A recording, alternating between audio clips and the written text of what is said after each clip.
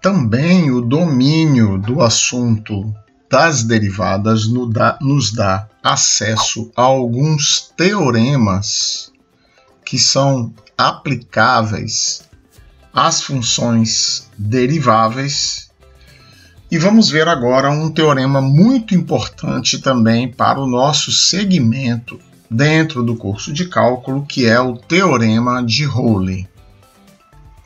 O teorema de Rowley, ele também é conhecido como teorema relativo às raízes da derivada. Então, o que este teorema diz?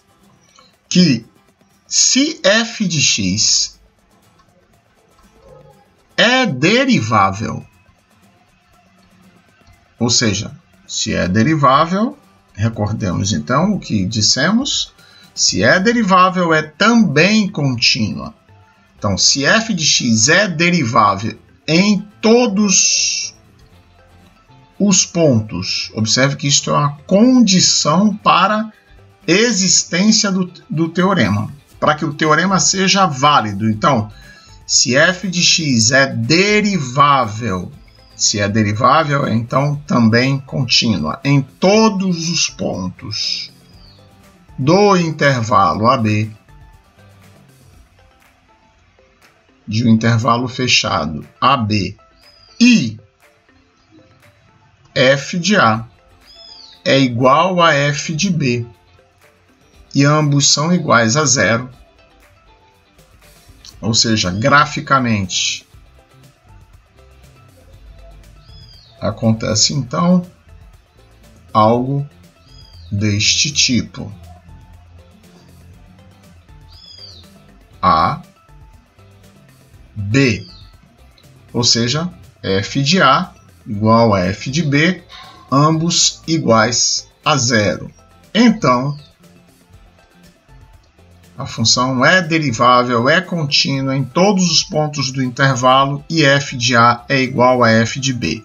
Nestas condições, então, nós concluímos, então, existe pelo menos um ponto. Pelo menos um ponto x igual a c, tal que f' de c é igual a zero. Então, graficamente, daqui a pouco vamos ver a interpretação geométrica deste teorema. Este seria, então, o ponto x igual a c. Como podemos observar que isto é verdadeiro? Ora, se f de A é igual a f de B e ambos são iguais a zero, então eu deduzo que pelo menos uma vez, então pelo menos uma vez ocorre o máximo da função, valor maior da função neste intervalo, e o menor valor da função neste intervalo. Aqui não necessariamente o máximo sempre, mas o maior valor da função no intervalo. Então, m seria o maior, que pode ser também o máximo. Então, neste caso, este seria o máximo e estes dois seriam o mínimo. Poderia ser o contrário, ou poderiam ser atingidos ambos. Muito bem. Então, vamos pensar que pode existir um máximo ou um mínimo, ou ambos, como seria, por exemplo, este outro caso aqui, que eu tenho A e B. Então, eu teria um valor máximo e um valor mínimo. Mas vamos imaginar que ocorre um máximo e que este máximo é f de c igual a m. Vejamos então que se a função atinge esse máximo, significa que f de c mais ΔX menos f de c é sempre menor do que zero. Observe que quer eu corra para a direita, quer eu corra para a esquerda, admitindo que este f de c igual a m é um máximo, quer eu corra para a esquerda, quer eu corra para a direita, o ponto à esquerda ou o ponto à direita estará mais baixo do que f de c. Portanto, f de c mais ΔX menos f de c tem que dar menor do que zero. Agora, se ΔX é maior do que zero, em outras palavras, se ΔX tende a zero mais, o que acontece? F de c mais ΔX menos f de c dividido por ΔX é então agora com ΔX positivo, isto é, menor ou igual a zero. Para então ΔX maior do que zero.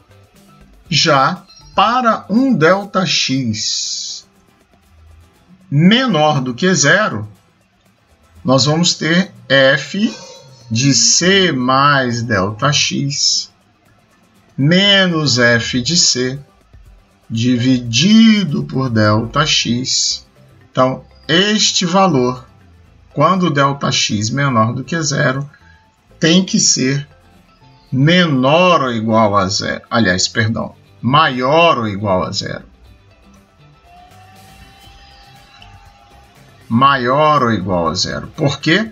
Porque vimos que qualquer ponto à esquerda ou à direita é inferior a f de c, portanto, a conta do numerador é negativa, com o denominador negativo, eu tenho um resultado, então, positivo. Ora, vimos no slide anterior, juntando as duas coisas, que f' de c é o limite, quando ΔX tende a zero, de f de c mais ΔX menos f de c sobre ΔX.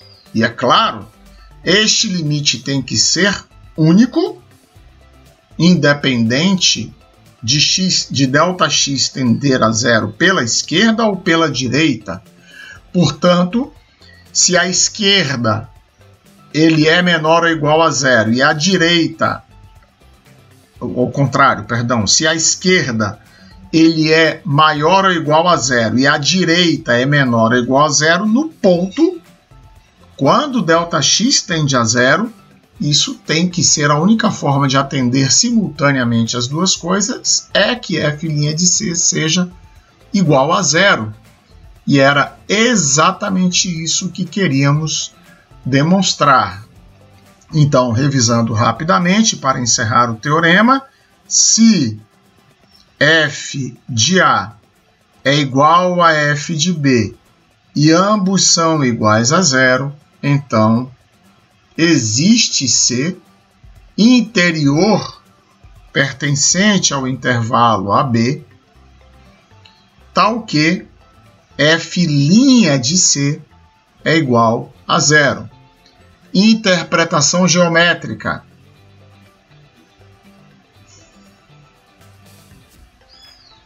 Significa que esta função A, B, atinge pelo menos uma vez um ponto cuja tangente é horizontal.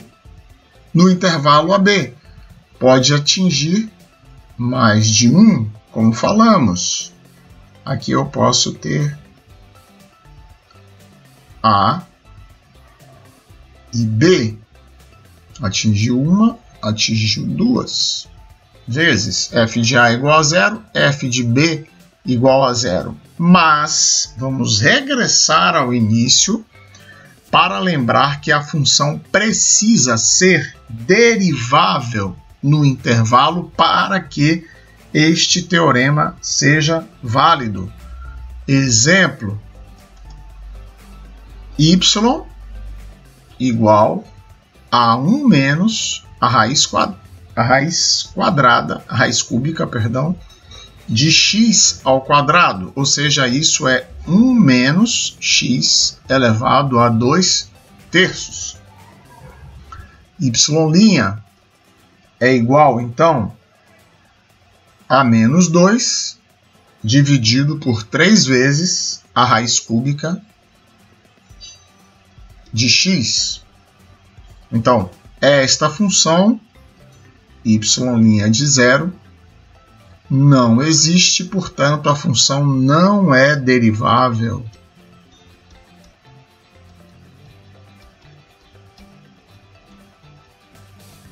Em x igual a zero. Então, que tal observar o gráfico desta função? O gráfico desta função é algo semelhante a sobe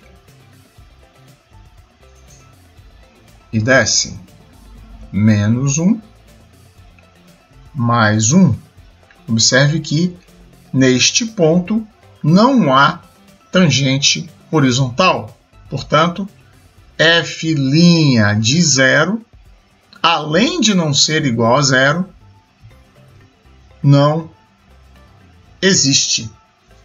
Certo? Então, para que o teorema seja válido, a derivada precisa existir ao longo de todo o intervalo AB, ou seja, a função precisa ser derivável no intervalo.